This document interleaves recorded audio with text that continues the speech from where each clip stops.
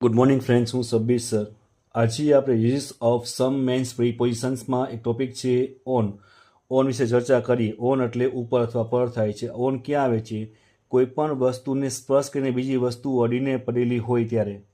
સ્થિર વસ્તુના સંદર્ભમાં આવી શકે છે, મુસાફરીના સંદર્ભમાં આવી શકે છે, નિશ્ચિત સમય દર્શાવે છે, પગે ચાલીના અર્થમાં એટલે પગે ચાલીને જવાના અર્થમાં પણ થાય છે. સ્થળ દર્શાવતું હોય તો અડીને ઉપર.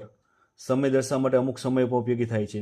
એક્ઝામ્પલ આપણે સમજીએ કે my books are blanks the table, એટલે બુકો છે એ અડીને છે ને, એટલે ઓન ધ ટેબલ આવવું જોઈએ.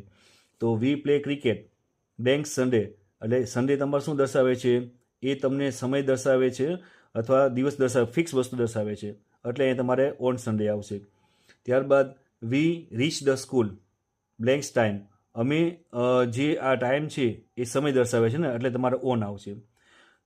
એના પછી જોઈએ રિપબ્લિક, એટલે the Republic day is the celebrated blanks 26 જાન્યુઆરી. આ સમયને સ્થળ દર્શાવે છે. ઓકે, તો એમાં તમારે ઓન આવશે.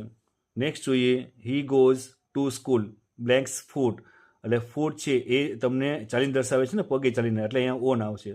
તો વિદ્યાર્થી મિત્રો, મારો વિડીયો પસંદ આવ્યો હોય તો મારી યુટ્યુબ ચેનલ સબ્બીર મોટરને સબસ્ક્રાઈબ કરી શકો વિનંતી. Thank you.